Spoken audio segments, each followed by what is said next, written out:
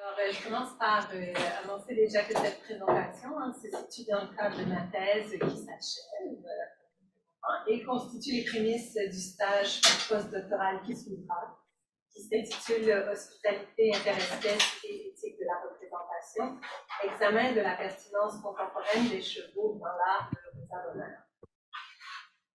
Alors, je consacre ma pratique d'historienne de l'art à l'examen attentif d'œuvres d'art et d'images issues de la culture visuelle représentant des chevaux. Alors, je dis des chevaux et non les chevaux ou encore le cheval, car la reconnaissance de l'individualité spécifique du cheval, sujet de mon étude, est réellement au cœur, sinon le cœur de mes préoccupations en contexte d'examen de l'autre. Je commence déjà cet exposé par vous donner un aperçu de qui je suis, si jamais on a aussi un mot, de ce qui vous passe, ce qui est possible de voir, de savoir de moi, juste comme ça. Et je le fais dans un souci de vous transmettre un maximum de clés de compréhension quant à ma démarche personnelle de la pratique de l'histoire de l'art. Alors, en lien avec les chevaux, je porte en moi un bagage expérientiel, non issu du domaine académique classique. Depuis toujours, sous différentes formes, je côtoie les chevaux. J'ai eu au cours de ma vie une relation proximale avec plusieurs individus équipés. Alors, antérieure à ma carrière universitaire, mon métier se situait directement au champ, auprès de ceux-ci. Pour moi, le bien-être équin et de tous les êtres relève d'une conception holistique. J'ai œuvré pendant plus de 10 ans la guérison, passant par la rééducation des chevaux sur les plans physiques et psychologiques, dans le but de les rendre disponibles à l'adoption. Et ce, bien sûr, en ciblant toujours l'humain et le contexte idéal les plus adaptés aux particularités de chaque cheval. J'ai tenté, durant cette période de ma vie que je considère très riche, de réparer de graves bêtises commises par notre espèce. J'ai aussi été formée en équitation dite libre, c'est-à-dire sans selle ni bride. Inutile de préciser qu'il s'agit d'une pratique très exigeante, car lorsque les outils, les techniques de contrôle tombent, les peurs les plus insoupçonnées apparaissent. Par cette discipline, on comprend vite qu'une réelle connexion avec l'autre est exclusivement possible qu'en passant d'abord par l'introspection, ce qui nous rend vulnérables, car honnêtes. Depuis cet espace, des liens interespèces inespérés peuvent se tisser, et alors, le degré d'intensité de la relation qu'il est possible de vivre avec l'individu cheval selon une telle approche est difficile à mettre en mots. Ce type de rapport interespèce où le contrôle est troqué pour l'écoute de soi, de l'autre, de ce qui est, commande une vigilance rigoureuse, où notre qualité de présence doit être renouvelée à chaque micro-instant. Comme un animal sait d'ailleurs si bien le faire, ou peut-être même comme un animal sait exclusivement le faire. Alors, sans jamais prendre pour acquis les avancées interespèces possibles par cette pratique, j'ai le sentiment que cette ultra-présence que je m'impose me donne un aperçu de leur monde, qu'elle éveille en quelque sorte mon animalité et qu'il en résulte un pont propice aux communications entre eux. Alors, avoir recours à ce type de savoir est inhabituel dans l'histoire de l'art, mais je le crois très utile. Ces connaissances de type éthologique, appliquées à l'examen des chevaux en art, enrichissent mon regard porté sur eux et sur les récits qui ont été créés à propos d'eux, une perspicacité dérivée de l'expérience vécue. Étonnamment, bien que le cheval soit l'animal le plus abondamment représenté et l'un des plus anciens, une analyse exhaustive de ces représentations est encore assez marginale au sein de la discipline. Les arts, portraits et iconographies équestres ont majoritairement comme dénominateur commun de mettre l'humain en exergue. À l'intérieur du cadre, par exemple, le cavalier, à l'extérieur du cadre, le peintre, le commanditaire de l'œuvre. Et ce, au détriment du cheval, qui lui est conçu comme un symbole ou un être subordonné, un accessoire. À titre d'exemple, au sein d'un tableau classique de portrait équestre tel que celui-ci, la discipline examinera le cavalier, qui est bien sûr nul autre que Napoléon. Dans ce cas-ci fier et confiant, sa simple présence annihile la détresse du cheval mise en évidence par ses yeux exorbités et l'écume sortant de sa bouche ouverte. Par pour contrer ce genre de déséquilibre du voir, une robuste remise en cause de la dualité du binaire humain-animal, telle que promu traditionnellement en Occident, est impérative. Rapidement, il faut interroger quels sont les préceptes qui organisent et justifient les jugements de valeur de la tradition historienne occidentale dans son appréhension, de ce qui continue des représentations équines de qualité. Quelle place la discipline accorde-t-elle aux chevaux sujets qui peuplent, toute période confondue, ces innombrables tableaux, sculptures et fresques? Les recherches forcent l'interrogation de la démarche analytique par laquelle l'histoire de l'art a défini historiquement son rapport à l'autre, au fait des créations artistiques qu'elle commande. Que ce soit en sa compagnie au champ ou en sa compagnie située devant l'œuvre d'art qui le représente. J'ai développé une hypersensibilité au fait que la communication entre nous relève d'une constante remise au centre. Je m'explique.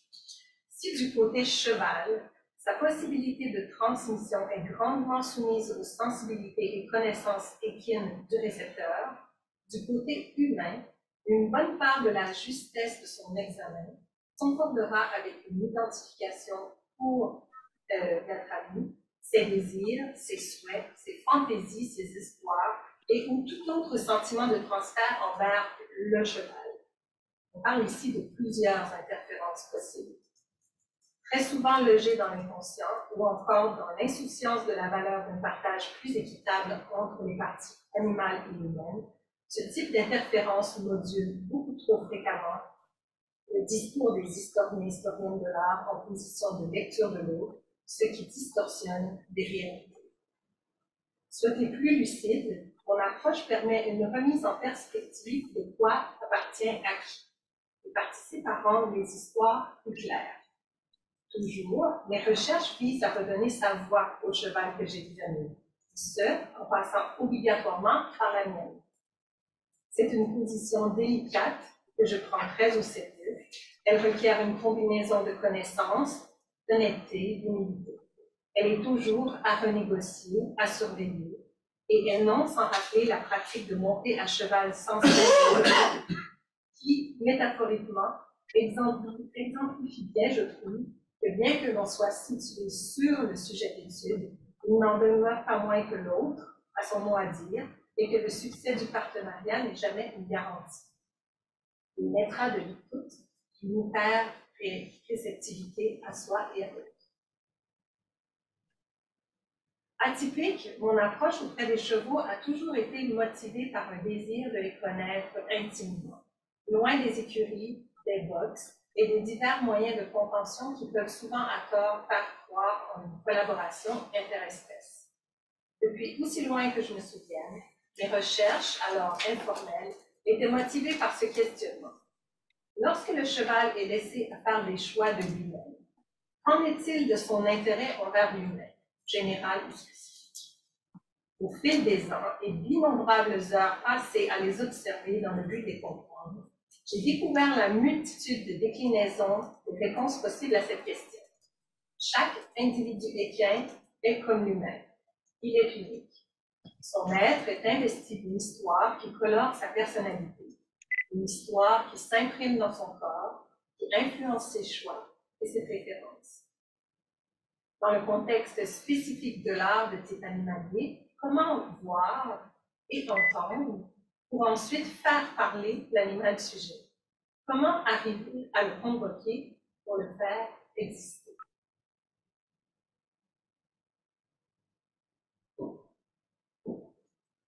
Alors, cette reconnaissance du caractère unique de chaque cheval rencontré est une grande part de ma motivation à étudier le corpus de l'artiste animalière du 19e siècle, Rosa Bonheur, qui sera mon cœur aussi d'étude de cette présentation. De tous les animaux, chez Bonheur, les chevaux est l'espèce qui l'a particulièrement intéressé. De l'art animalier, Bonheur fait naître le portrait animalier. L'artiste démontre à répétition une préoccupation hors norme, encore inspirante aujourd'hui, à offrir son art, ses habiletés, à l'animal sujet, telle une tribune de communication. C'est dans ce contexte que je vois la valeur, passée et actuelle, à considérer son art sous le prisme de l'hospitalité. L'hospitalité interespèce est un concept prometteur que je commence de plus en plus à réfléchir, à définir, dans l'analyse d'œuvres comme mettant en scène l'animal non humain et plus spécifiquement évidemment les cœurs. L'hospitalité interespèce permet de soulever plusieurs questionnements au sein de pratiques artistiques diverses. Quelles stratégies sont favorables ou encore restreignent l'accueil de l'autre? Quels indices sont révélateurs d'une volonté d'inclusion? Comment témoigner de la reconnaissance d'un monde et d'une psychologie qui n'est pas humaine? Dans le sens pratique et philosophique du terme, Bonheur pratique à son époque un art charnière où les rapports entre les animaux sujets et l'artiste sont qualifiables par différents degrés de proximité. Ceci est d'ailleurs encore vrai à l'époque contemporaine. Les mots accueillir, hôte, étranger, générosité, loger, héberger, asile, hostilité, offrir et recevoir sont des exemples parlants de la sémantique liée à l'hospitalité. Lorsqu'ils sont insérés dans le giron des réflexions des relations humaines-animales, ils éclairent d'une lucidité nouvelle, d'inévitables variations de considération entre humains, que ce soit le public, les historiens d'art, critiques, artistes, conservateurs, etc., et non humains. L'hospitalité de type interespèce permet de repenser les rouages de tous les exercices de capture, voir, dire, écrire, peindre, à propos de l'étranger, pour se conscientiser à des responsabilités relationnelles premières relevant de l'éthique. Ainsi, passant par l'étude de certaines œuvres produites par Bonheur, il sera démontré que l'hospitalité interespèce oblige à plus de respect, de présence, dans nos manières, qu'elles soient réelles ou figurées, de cohabiter avec les autres. Si, dans un contexte occidental, la barrière du langage a historiquement été décisive pour conceptualiser des différences perçues fondamentales entre les espèces humaines et non humaines. Longtemps, l'impossibilité des animaux à parler comme nous a justifié un abîme de considération inégale favorisant l'exceptionnalisme humain. Aujourd'hui, la science participe à d'importants changements de mentalité, de paradigme, d'arrêter prise de conscience et à une meilleure appréciation de la multitude des forces et des savoirs que les différences entre nous et les autres exposent. Bien en amont de ces somme toute récentes considérations relevant de l'interespèce, Rosa Bonheur exhibe au XIXe siècle un art qui offre l'assise pour constater de nombreuses tentatives de communication interespèce à l'intérieur et à l'extérieur du travail. Dans mes recherches, je m'applique à démontrer que la maestra de l'artiste dépasse les simples techniques de peindre et se résume plus globalement par ses capacités hors normes à témoigner avec finesse de diverses relations. S'il est vrai que l'acte de peindre comporte toujours une certaine forme de domination, l'observation minutieuse de l'art de Bonheur révèle qu'une bonté désarmante, telle une fine poésie, séduit par ses touches posées sur l'animal sujet de ses œuvres. L'acte de peindre nécessite de rendre le sujet de l'œuvre à travers un langage pictural particulier, d'adopter un style et une conceptualisation spécifique. Dans l'acte, l'animal est transformé, rendu autre chose que ce qu'il est strictement lui-même, devenant ainsi le moyen d'articuler une philosophie particulière de l'art ou de l'idée de ce que l'artiste entend par être un animal, ici un chien nommé Barbaro. En ce sens, l'animal sujet d'une œuvre d'art est toujours, à divers degrés, assujetti. Les œuvres de Bonheur incarnent ses propres sentiments et émotions, mais dans celles-ci, chaque touche posée est investie d'un souci hors norme du détail. Les gestes menant à la création de ces tableaux sont tels des caresses capables de rendre puissamment l'émotion de l'animal représenté par des poses et expressions faciales distinctes. Son traitement consciencieux de l'autre est ici interprété comme un élément essentiel de l'écriture qui sert dans mes recherches à élaborer le récit d'une histoire alternative à la tradition des rapports picturaux représentant des animaux. Dans le marché aux chevaux logé au Metropolitan Museum à New York est incontestablement l'œuvre la plus connue de l'artiste. Devant cette toile gigantesque, il est impossible de ne pas être impressionné par l'énergie brute, le caractère musclé qui se dégage de la scène. Au sein de la frise tournante, l'illusion de la domination de l'humain sur l'animal est bien jouée. En apparence, les meneurs virils semblent en contrôle des chevaux musclés. Le tableau offre une vision des relations interespèces conventionnelles pour l'époque. Les rouages de la société patriarcale au sein de laquelle Bonnard travaille au XIXe siècle sont évidents. L'humain, ici l'homme, est démontré, affirmé, maître de l'animal. Parallèlement à ce constat, à cette réalité, c'est soigneusement que Bonnard propose une vision alternative dans laquelle les chevaux sont représentés dans les positions de pouvoir et de mépris. Grâce à ces renversements, elle est capable de troubler l'opposition binaire entre l'humain et le cheval pour finalement refuser de privilégier l'un ou l'autre des termes. Cet aspect de l'œuvre, une fois dévoilé, fait apparaître l'indécidabilité qu'elle contient. Voici rapidement quelques exemples. Alors, à l'extrême gauche, deux hommes semblent vouloir intervenir sur la bouche de l'animal. Dans une fraction de seconde, celui de droite va se faire fracasser le pied par le sabot du cheval qui cherche à se libérer du toucher intrusif. Le coup brisera ses os. L'œil de cet animal exprime d'ailleurs une terreur et une incompréhension totale. Il se sent pris au piège et menacé. Il est agité et cherche à se sortir de cette situation. L'homme, inattentif aux besoins d'animal, paiera chèrement les conséquences de son manque de présence. Dans moins d'une seconde, cet homme vivra une douleur extraordinaire. Et Bonnard souhaite que l'on assiste à la scène. Le deuxième exemple se situe en avant-plan. Malgré les muscles saillants, les avant-bras de l'homme attitrés au duo de cheval blanc, les cordes utilisées par celui-ci sont si démesurément fines que jamais il ne pourrait même oser espérer contrôler ces immenses bêtes avec de tels appendices. Non seulement la corde a un minuscule diamètre, mais elle a déjà été sectionnée, déparée tant bien que mal par des nœuds visibles sur l'encolure du cheval le plus près de nous.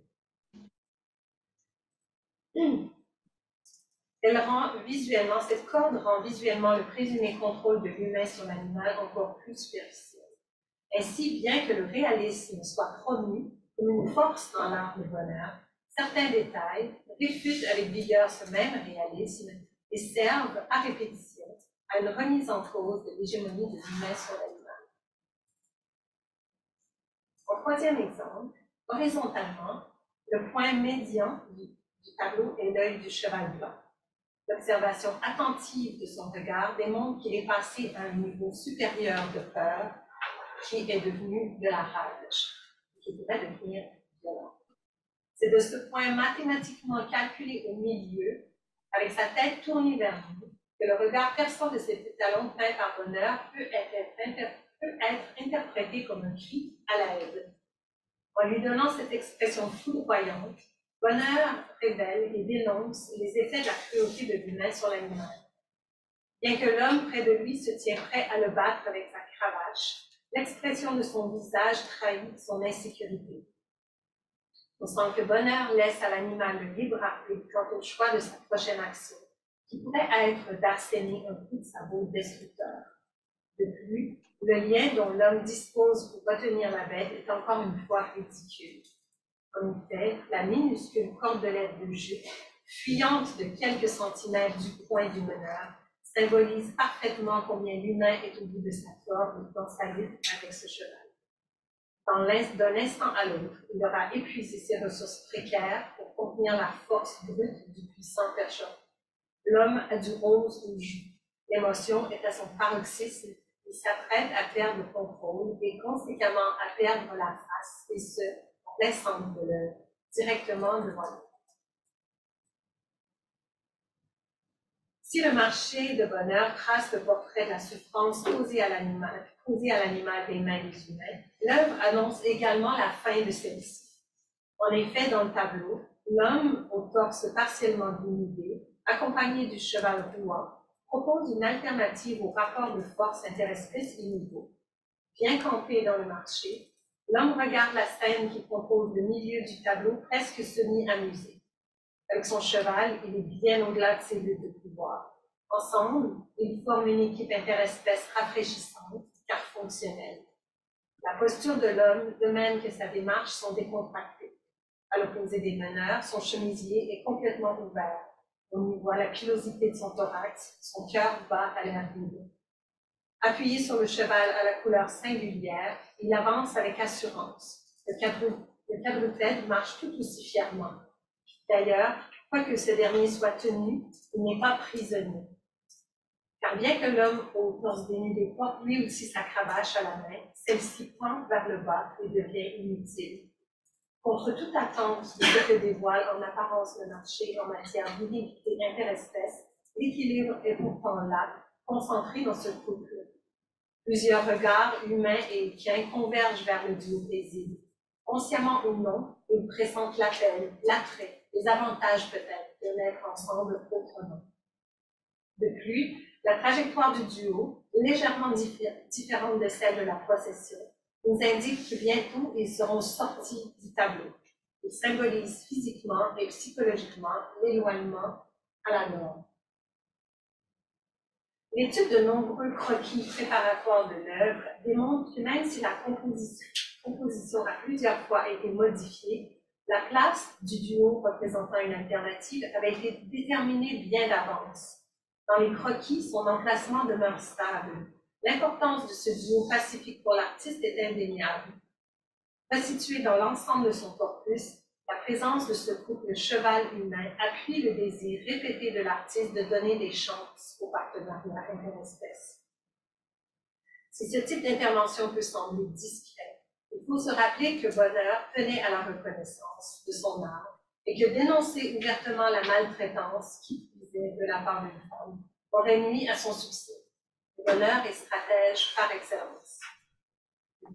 Car tout en maintenant un statu quo pictural, c'est-à-dire en affirmant en apparence la domination de l'humain sur des chevaux, l'artiste a créé des échappatoires à ce dernier.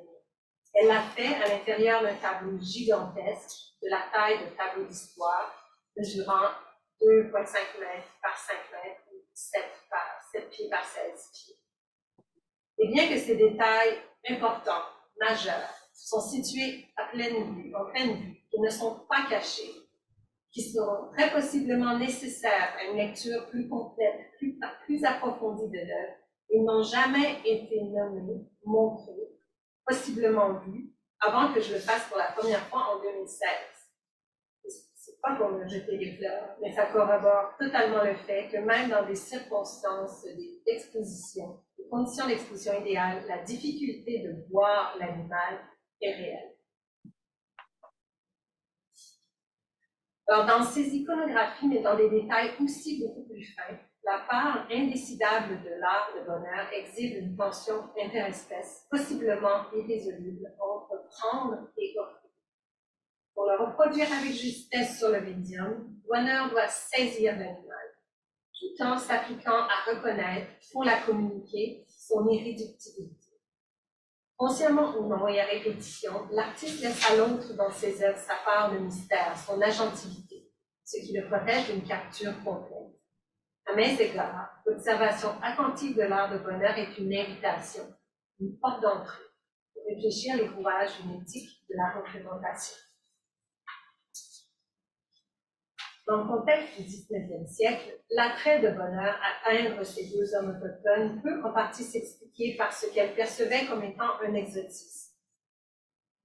Il faut aussi reconnaître que ses nombreux travaux sur le thème offrent une représentation, une compréhension très sensible des relations interespèces.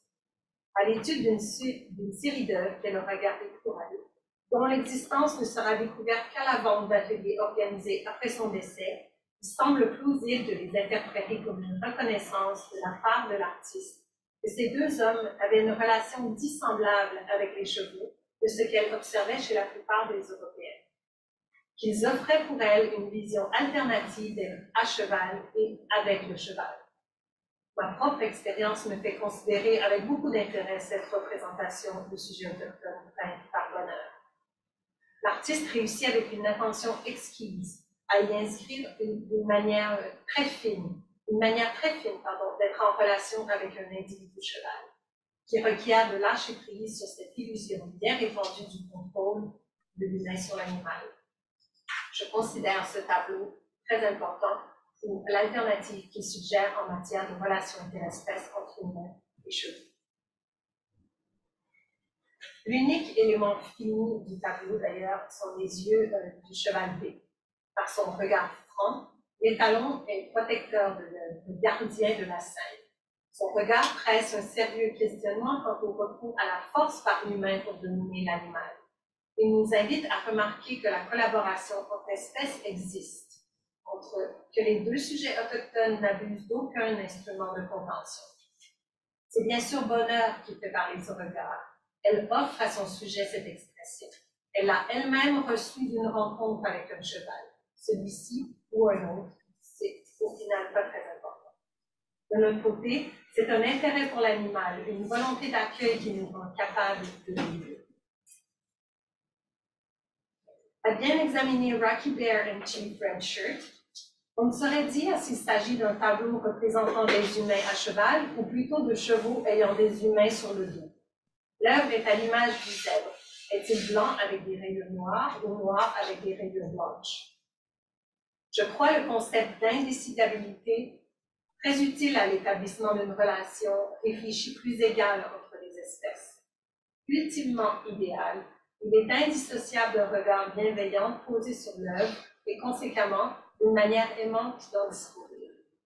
Il ne s'agit pas de refouler les injustices, les laideurs, les douleurs des œuvres, mais plutôt de les enlacer, de les verser, de les accueillir. Dans l'œuvre, l'indécidable est impossible à capturer de manière finale. Il s'agit d'un élément, d'un indice qui existe et qui jamais ne réclame exclusivement l'attention de tous. C'est par une ultra-prudence dans les voir et les dire que l'indécidable opère un passage possible et imparfait de l'un à l'autre. L'indécidable est construit de la même fibre que les plus grands rêves éthiques. Aux confins de la rencontre interespèce, l'imagination est la plus grande alliée de l'indécidable, car l'indécidable est difficile à déceler par le seul tissu conjonctif des perceptions, des a priori, des conditionnements et des historicités dominantes. Pour que l'éthique puisse émerger, il faut souvent user de forceps identitaires pour l'extraire des automatismes du voir qui voilent la part d'indécidable hibernant en toute chose. Ce faisant, on rencontre une résistance ancienne, cartésienne selon certains, à ce que la limite demeure. Affirmer d'une chose sans exclure son contresens est un art infiniment perfectible. En ce sens, la déconstruction est un outil précieux qui permet, je cite Derrida, d'analyser les structures sédimentées qui forment l'élément discursif dans lequel nous pensons. C'est la citation. Même si à ce jour, la déconstruction a majoritairement été utilisée en lien avec les analyses littéraires, j'élargis cette approche théorique pour y inclure le visuel de l'art et ainsi jeter des bases, j'espère solides, pour une considération plus juste de l'équerre en art. Le concept d'hospitalité et l'indispensable notion de responsabilité qui en découle permet l'usage d'un vocabulaire capable de rendre compte des complexités inhérentes à l'analyse des relations entre deux entités traditionnellement entendues comme distinctes et séparées. Le concept offre une démocratie d'analyse des questions interespèces en art qui surpasse les strictes capacités de la nomenclature de type stylistique ou encore iconographique, utilisée plus traditionnellement pour analyser le regard représentant l'animal non humain. L'hospitalité interespèce inclut dans les brancards les manières de discourir de l'autre au sein de ce que l'on pourrait nommer la tradition. L'hospitalité revendique une rééducation du voir, le cheval en art, pour ensuite en discourir. ouvertement empreint d'une visée didactique, ce genre d'approche à l'art prône l'idée que l'œuvre, tout comme l'animal, s'exprime dans des registres différents de ceux que nous avons l'habitude d'avoir en référence. Tous deux ont des secrets à révéler. Tous deux se laissent deviner exclusivement par une observation patiente, muette et prête à se libérer volontairement d'a priori. Même s'il est impossible de complètement décontextualiser notre regard, de voir sans préjudice, d'accueillir sans limite, et que ce type d'approche représente un idéal, prendre conscience des mécanismes qui nous portent à croire que l'on sait voir, avant même de s'immerger dans un contexte, dans un état d'écoute bienveillante, fait se décontextualiser l'œuvre d'art, l'animal, d'où on parle la question à propos de celui-ci. Dans ma pratique, une telle aspiration idéologique facilite, au moins, l'amorce d'une droiture dans ma façon de me relier au sujet d'étude, que ce soit l'animal, la question. Sans une prise de conscience au préalable du registre de nos mécanismes interprétatifs inévitablement humains, le décalage est alarmant et risque d'entraîner un manque de considération envers l'animal représenté. Car pour des raisons profondes que j'ignore, je constate que nous regardons rarement pour voir vrai. Notre habitude est de regarder plutôt pour confirmer des croyances. Et l'inconscience de ce phénomène peut faire du tort. Alors, je termine ainsi.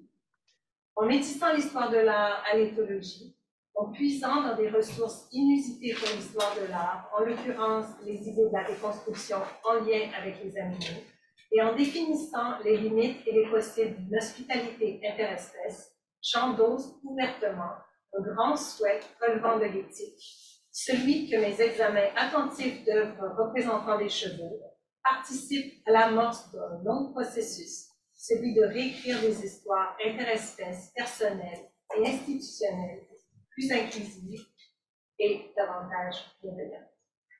Merci chaleureusement de votre écoute.